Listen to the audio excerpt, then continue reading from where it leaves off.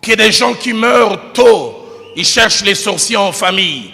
Ils pensent que c'est un problème attaché à l'hygiène ou à l'environnement. Comment tu traites les parents? La Bible est claire. Honore ton père et ta mère, afin que tu vives longtemps. Enfant, la longévité est attachée au comment vous traitez les parents. Mais deuxièmement, la qualité de vie, afin que tu sois heureux. Tu as une qualité de vie, que tu réussisses dans ce que tu fais. Tu es étonné, 50 fois tu écris pour être embauché. J'ai l'honneur de venir auprès de votre autorité. 50 fois on vous écrit, nous avons les regrets. Et vous n'arrivez pas à comprendre, mais pourquoi ça ne marche pas? Les autres, les portes s'ouvrent calmement, sans difficulté. Mais pour moi, ça ne marche. Comment tu traites les parents? J'en parlerai tout à l'heure. Des jeunes filles en famille, parce que maman parle beaucoup, vous l'avez surnommée RFI. Radio France Internationale. Votre papa, il est peut-être dur de caractère, Saddam Hussein. Dans une famille, on appelait leur papa vieux Satan. Vieux Lucifer Hazard. Et tu serais, vous en rigolez entre vous, mais Dieu ne rigole pas. Aide-moi à dire à ton voisin, les parents sont sacrés. Joue avec n'importe qui, joue avec ton ami, ne joue pas avec Dieu. Afin que tu vives longtemps et que tu sois heureux. Et je l'ai presque dit tout au long de cet enseignement. Enfants, faisons attention aux parents et à la manière dont nous les traitons, car notre futur en dépend. Faisons très attention. Deuxième chose que je voudrais dire aux enfants, les parents doivent être traités spécialement parce qu'ils ont un statut spécial aux yeux de Dieu. Un statut spécial. 3 choses à ce niveau. C'est que Dieu leur a donné un statut spécial. C'est lui qui a décidé. Mais deuxièmement, ils sont comme des délégués de Dieu. Comme on parle dans une entreprise, administrateur délégué. On lui a confié. Les parents sont des délégués de Dieu. Mais troisièmement, nous devons les respecter à cause du prix qu'ils payent pour nous. Des fois, nous n'avons aucune idée du prix que les parents payent. Mon père me disait cette phrase quand j'étais tout petit, je ne comprenais pas trop. Il me disait, on comprend les parents quand on devient parent. Tant qu'on est enfant, on ne comprend pas. On comprend les parents quand on devient parent. J'ai chaque fois insisté aux accouchements de mes filles, j'en ai 4. J'ai eu plus de respect pour ma mère quand j'ai eu à vivre avec une femme enceinte. Voir tout ce que cela représente, les privations, les souffrances. Et chaque fois j'ai assisté aux accouchements. J'oublie jamais le premier accouchement. Au clinique Galima, Viviane devait accoucher de Younis. Je ne sais pas comment en grandissant, sa tête n'a pas suivi mon volume. Mais ce jour-là, à la naissance, les sages-femmes et les médecins ont dit, cette fille a une tête un peu comme son père. Et c'est difficile à sortir. Je revois la belle Viviane, belle déjà naturellement, en plus quand elle se maquille. Là, il dit, comme ça, j'ai dit, Kitoko Zawabiawa. Dans la salle de travail. Je la vois comment il dit, appelez maman, il dit, madame, maman, quand tu nous as accouché 5 fois, là, tu savais toujours ça, maman dit, oui, c'est ça. Hein? Vous, les jeunes filles qui pensez maîtriser des choses. Mais j'oublierai jamais un pasteur Timothée, sa tête avait difficile à sortir. Et comme j'étais là, impuissant, incapable, le médecin me regarde et dit, pasteur, on va faire une épisiotomie. J'ai dit, épisio quoi? J'ai dit, ça veut dire quoi? Il dit, on va la déchirer. J'ai jamais oublié. Je vois, on fait une piqûre à côté et puis on prend une lame. J'avais mal. On a coupé, on a déchiré. Et la tête de Younis est sortie. Et j'ai dit, une telle personne, demain tu lui dis, va m'amener l'eau, elle fait.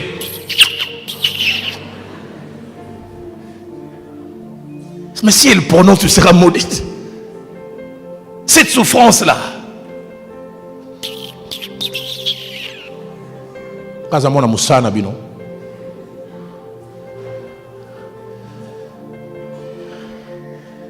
Qu'il y ait des choses que les parents vivent.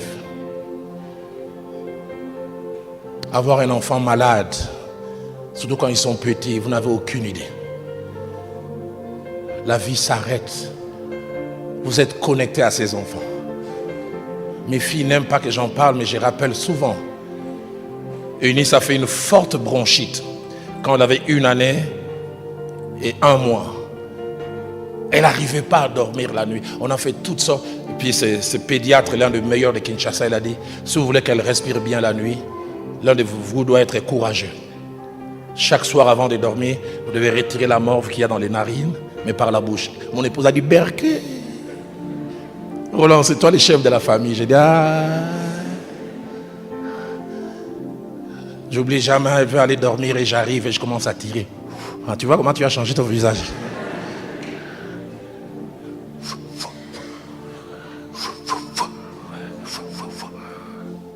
Je comprends pourquoi la Bible dit parents, enfants, honorez vos parents.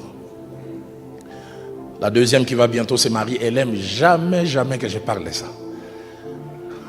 1 année, je pensais, non, quelques mois, je pense, 10 ou 11 mois, elle fait une constipation durant 4 jours. Elle ne produit pas de sel. On donne tel produit, ça ne marche pas. On nous donne même des trucs indigènes, ça ne marche pas. J'oublie jamais cette maman avec laquelle nous habitions. Vous savez, ces vieilles dames, elles ont des solutions. Le pasteur prend un morceau de savon, place dans la voie anale et garde 5 minutes. Et puis quand tu enlèveras 5 minutes, après ça ne va pas tarder. J'ai placé 5 minutes. J'oublierai jamais. Comme j'étais juste vers l'orifice, à peine j'enlève les doigts, tout sur le visage. C'est comme la pâte d'arachide. J'ai enlevé ça en rigolant. C'est ça être parent.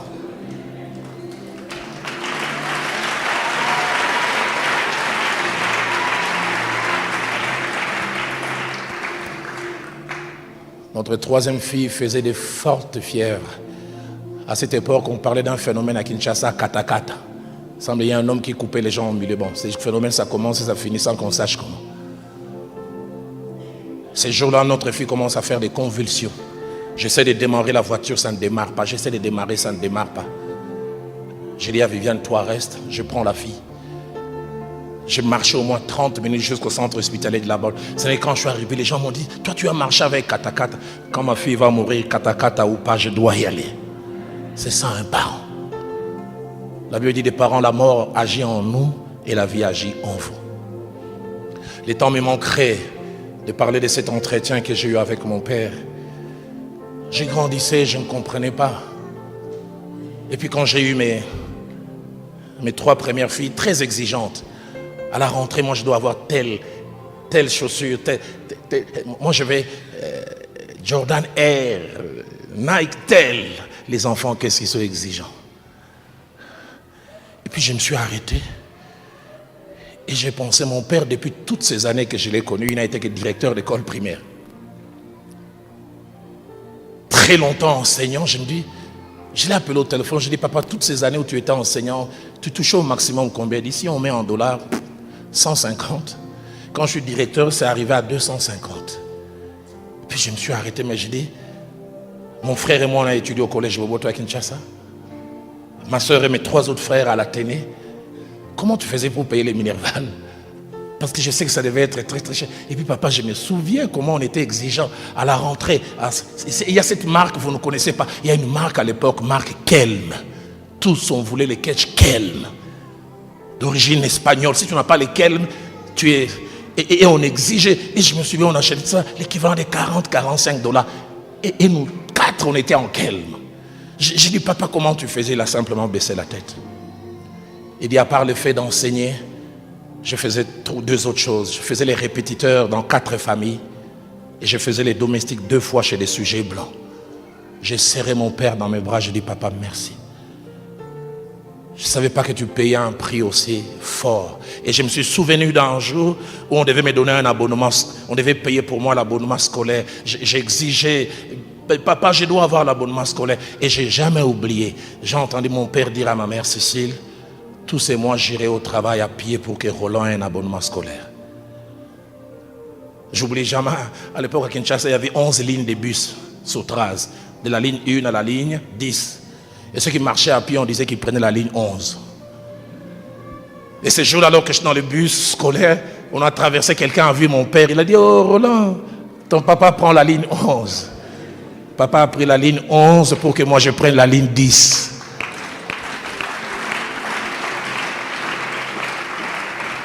Enfant, honore ton père et ta mère, ils payent un grand prix et des fois on n'a aucune idée. Les enfants, nos spécialités, c'est la demande. On a demandé de payer le minéral. Papa, on a dit, ça ne paye pas pour me chasser. Et vous ne savez pas ce qu'ils font. Vous pensez qu'ils ont des cheveux blancs, barbe blanche, simplement à cause de l'âge, le stress venant de vous. Fonctionnaire qui ne gagne plus rien, mais 4 enfants à l'université. Comment il fait? Ils ne vous disent pas. Ils font des acrobaties de toutes sortes. Des fois, ils sont endettés jusqu'au cou. Des fois, ils doivent aller s'agenouiller devant les gens. Pardon, pardon, donne-moi ça pour mon fils. Toi, tu vois simplement l'argent. Tu ne sais pas d'où ça vient. Troisième chose, l'attitude vis-à-vis des parents ne doit pas être dictée par les comportements des parents vis-à-vis de nous. Je suis bon avec les parents parce qu'ils sont bons. Dans 1 Pierre chapitre 2 verset 18, c'est dit par rapport à la relation maître et serviteur. L'apôtre Pierre dit, serviteurs, obéissez à vos maîtres, même à ceux qui sont méchants de caractère. Maman est dure, tu ne dois pas la mépriser pour cela. Toi, fais ta part et laisse maman avec Dieu. Quatrième et avant-dernière chose, le seul moment où la Bible nous permet de désobéir à nos parents, c'est lorsqu'ils veulent nous amener en dehors de la volonté de Dieu. Ephésiens 6, 1 dit, obéissez à vos parents selon le Seigneur. Mais j'insiste, comme je l'ai dit tout à l'heure, même quand ils veulent nous amener en dehors de la volonté de Dieu, nous devons mettre la manière en désobéissant. Et puis, cinquièmement, et je termine, la Bible atteste que tout comportement dangereux en rapport avec les parents peut se passer de plusieurs manières. Deutéronome 7, verset 16, ainsi que Proverbe 20, au verset 10, par des maudire, dire du mal. Qu'est-ce que nous disons? Proverbe 30, au verset 17, parle du regard. Comment tu regardes papa et maman? Et puis enfin, Proverbe 30, au verset 17, parle du mépris.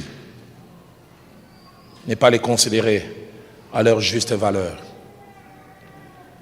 Que Dieu nous donne, au Centre missionnaire Philadelphie, des enfants qui reconnaissent la valeur des parents.